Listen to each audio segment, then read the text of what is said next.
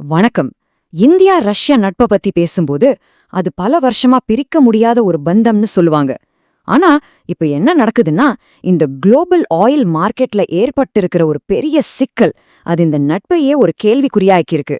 ஒரு பக்கம் கஷ்ட காலத்துல கை கொடுத்த நட்பு, இன்னொரு பக்கம் கோடிக்கணக்கில் டாலர் லாபம். இதுல எது பெருசு? வாங்க இந்த முழு பிரச்சனைக்குள்ளேயும் போய் இதுக்கு பின்னாடி என்ன இருக்குன்னு நாம ஆழமா பார்க்கலாம். இங்கதான் அசல் கேள்வியே ஆரம்பிக்குது. ஒரு பக்கம் ரொம்ப இக்கட்டான ஒரு நேரத்துல இந்தியா கொடுத்த ஆதரவு, அந்த நட்பு. இன்னொரு பக்கம் உலக சந்தை மூலியமா கிடைக்கக்கூடிய மிகப்பெரிய பொருளாதார லாபம். இந்த ரெண்டுல ரஷ்யாவோட தேர்வு எதுவா இருக்கும்? இந்த கேள்விதான் நாம இன்னைக்கு பார்க்க போற ஒவ்வொரு விஷயத்துக்கும் ஒரு அஸ்திவாரம் மாதிரி. இது சும்மா ரெண்டு நாடுகளுக்கு நடுவுல நடக்கிற ஒரு வர்த்தக பிரச்சனை மட்டும் இல்லைங்க. சர்வதேச உறவுகளோட அடிப்படைகளையே இது கேள்வி கேக்குது. இப்போ இந்த விலை ஏறுனத பத்தி முழுசா புரிஞ்சுக்க நாம கொஞ்சம் பின்னோக்கி போகணும். இந்த கதை எங்க தொடங்குச்சுன்னு பார்க்கணும். அதாவது சரியா 2 வருஷத்துக்கு முன்னாடி போறனால ரஷ்யா ஒட்டுமொத்த உலகத்தாலையும் தனிமைப்படுத்தப்பட்டு நின்னுட்டு இருந்தப்போ இந்தியா எப்படி அவங்களுக்கு ஒரு முக்கியமான உயிர் நாடியா மாறுச்சுங்கிறத முதல்ல நாம விளக்கமா பார்க்கலாம். இந்த காட்சிய கொஞ்சம் உங்க மனசுல கொண்டு வாங்க. பிப்ரவரி 2022 உக்ரைன் மேல போர் தொடங்குது. அமெரிக்காவும் ஐரோப்பாவும் சேர்ந்து இதுவரைக்கும் வரலாறுலே பார்க்காத அளவுக்கு ரஷ்யா மேல கடுமையான பொருளாதார தடைகளை போடுறாங்க. ரஷ்யாவோட வங்கிகளை சர்வதேச பணப்பரிவர்த்தனையிலிருந்து துண்டிக்கிறாங்க. அவங்களோட எண்ணெய், கேஸ் வாங்க பல நாடுகள் தயங்குது. ரஷ்யாவோட பொருளாதாரம் மொத்தமா உடையிற நிலைமையில இருக்கு. அந்த நேரத்துல யாருமே எதிர்பார்க்காத ஒரு பெரிய முடிவை இந்தியா எடுக்குது. ரஷ்யா கிட்ட இருந்து தள்ளுபடி விலையில கச்சா எண்ணெய் வாங்க ஆரம்பிக்குது. இது வெறும் ஒரு வியாபார ஒப்பந்தம் மட்டும் இல்ல, ரஷ்யாவோட பொருளாதாரத்தையே சரிஞ்சு விழாம காப்பாத்தின ஒரு முக்கியமான புவிசார் அரசியல் நகர்வு. இங்கதான் ஒரு ஆச்சரியமான விஷயம் இருக்கு. இந்த போரெல்லாம் ஆரம்பிக்கிறதுக்கு முன்னாடி இந்தியா வாங்குற மொத்த எண்ணெயில ரஷ்யாவோட பங்கு எவ்ளோ தெரியுமா? வெறும் 2%.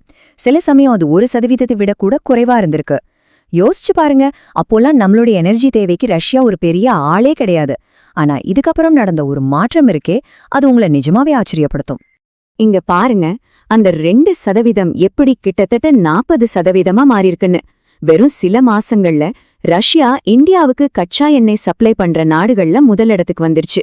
ஈராக், சவுதி அரேபியா மாதிரி நம்ம பல வருஷமா எண்ணெய் வாங்கிட்டு இருந்த நாடுகளையெல்லாம் பின்னுக்கு தள்ளிடுச்சு. இது ஒரு சாதாரண மாற்றம் கிடையாது. இந்திய ரஷ்ய வர்த்தக வரலாற்றுல இது ஒரு புரட்சினே சொல்லலாம். இது ஒரே நேரத்துல இந்தியாவோட எரிசக்தி பாதுகாப்பையும் மாத்துச்சு, ரஷ்யாவோட பொருளாதாரத்தையும் காப்பாத்துச்சு. சரி, இவ்ளோ நல்லா போயிட்டு இருந்த இந்த உறவுல இப்போ ஒரு பெரிய விரிசல் விழுந்திருக்கு. என்ன நடக்குது? ரஷ்யா தனக்கு கஷ்ட காலத்துல கை கொடுத்த இந்தியாவுக்கே துரோகம் பண்ணுதா? விலைய ஏத்தி சொரண்ட பாக்குதா? இந்த குற்றச்சாட்டுக்கு பின்னாடி என்ன இருக்குன்னு கொஞ்சம் ஆழமா பார்க்கலாம் வாங்க. இந்த குற்றச்சாட்டு திடீர்னு வரதுக்கு ஒரு முக்கியமான காரணம் இருக்கு. அது மத்திய கிழக்குல நடக்கிற விஷயம்தான். ஈரான் இஸ்ரேல் பதற்றம் காரணமா ஹார்மோஸ் ஜலசந்தி வழியா வர்ற கப்பல் போக்குவரத்து ரொம்ப பாதிக்கப்படுது. இந்த ஹார்மோஸ் ஜலசந்தி ஏன் இவ்ளோ முக்கியம்னா, இது உலகத்திலேயே ரொம்ப முக்கியமான ஒரு கடல் வழிபாதை.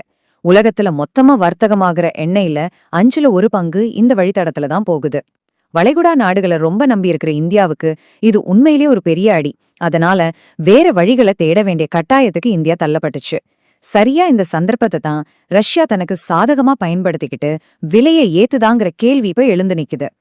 இந்த மொத்த குற்றச்சாட்டுக்கும் மைய புள்ளியா இருக்கிறது அமெரிக்க எரிசக்தி நிபுணர் அமோஸ் ஹோக்ஸ்டீன் சொன்ன இந்த வார்த்தைகள் தான். அவர் என்ன சொல்றாருன்னா, கொஞ்ச வாரத்துக்கு முன்னாடி ஒரு பேரல் எண்ணெய $50 வித்த ரஷ்யா இப்போ அதே எண்ணெய இந்தியாவுக்கு $90 விக்குது அப்படிங்கிறாரு. இதுதான் இப்போ நடக்கிற சர்ச்சையோட ஆரம்பம். இந்த ஒரு கருத்து ஒரு பக்கம் ரஷ்யாவை தப்பு சொல்லவும், இன்னொரு பக்கம் இந்தியாவோட வெளியுறவு கொள்கையை விமர்சனம் பண்ணவும் ஒரு பெரிய வாய்ப்பை ஏற்படுத்தி கொடுத்திருக்கு. இந்த சார்ட் பாத்தீங்கன்னா நிலைமை எவ்வளவு தீவிரமா இருக்குன்னு உங்களுக்கு புரியும். விலை கிட்டத்தட்ட 2 மடங்கு ஆயிடுச்சு.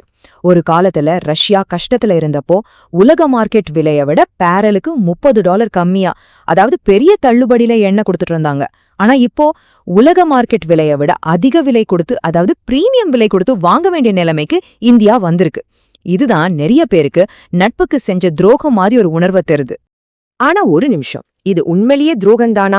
இல்ல சர்வதேச அரசியல்லையும் உலக வர்த்தகத்திலையும் இதெல்லாம் ரொம்ப சாதாரணமான ஒரு விஷயம்தானா? இன்னொரு தரப்பு என்ன சொல்லுதுன்னா, இது வெறும் வியாபாரம், இதுல போய் நட்பு, நன்றி, பாசம்னு உணர்ச்சிகளுக்கு இடமே இல்லைன்னு ரொம்ப உறுதியா வாதிடுறாங்க. இந்திய வெளியுறவு கொள்கை நிபுணர் சுஷாந்த் சரீனோட வாதம் இதுதான். அவர் சொல்றாரு, தயவு செஞ்சது துரோகமா பார்க்காதீங்க, இது முழுக்க முழுக்க மார்க்கெட்டோட டிமாண்ட் அண்ட் சப்ளை சம்பந்தப்பட்ட விஷயம். சர்வதேச உறவுகளோட கசப்பான உண்மை இதுதான் அப்படிங்கிறாரு. அதாவது உலக அரசியல்ல நிரந்தர நண்பனும் இல்ல, நிரந்தர எதிரியும் இல்ல, நிரந்தர நலன்கள் மட்டும்தான் இருக்கு. அதுதான் அவர் அந்த கசப்பான உண்மைன்னு சொல்றாரு. சுஷாந்த் சரீன் சொல்ற விஷயம் ரொம்ப சிம்பிள். ஒரு 2 வருஷத்துக்கு முன்னாடி ரஷ்யா கிட்டேந்து எண்ணெய் வாங்க உலகத்துல யாருமே ரெடியா இல்ல. அதனால இந்தியாவுக்கு பெரிய டிஸ்கவுண்ட்ல கொடுத்தாங்க. ஆனா இப்போ நிலைமையே தலை கீழா மாறிடுச்சு.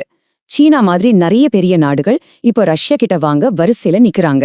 மார்க்கெட்ல டிமாண்டே எகிரிடுச்சு. அதனால டிஸ்கவுண்ட் எல்லாம் கிடையாது. யார் அதிக காசு கொடுக்கறாங்களோ அவங்களுக்கு என்ன. இது சிம்பிளான டிமாண்ட் அண்ட் சப்ளை கணக்கு. இதுல நட்பு பாசம் எதுவும் கிடையாது.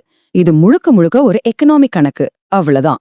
சரி, இதெல்லாம் வெறும் வியாபாரம்னு வச்சுக்கிட்டாலும் இந்த உறவோட மத்த அம்சங்கள்லாம் எப்படி இருக்கு? இந்த எண்ணெய் விலை பிரச்சனைங்கிறது இந்தியா ரஷ்யாவுக்கு நடுவுல பல வருஷமா இருக்கிற ஒரு சிக்கலான உறவுல ஒரு சின்ன துளிதான். இப்போ டாலர்களுக்கும் தோஸ்திக்கும், அதாவது பணத்துக்கும் நட்புக்கும் நடுவுல இருக்கிற ஆழமான சிக்கலை நம்ம பார்க்கலாம்.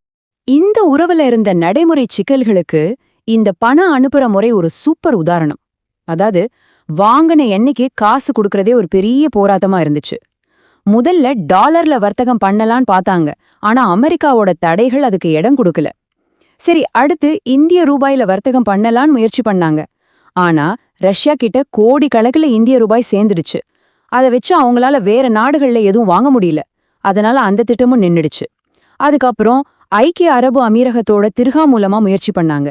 இப்ப கடைசியா சீனாவோட யுவான் மூலமா வர்த்தகம் நடக்குது.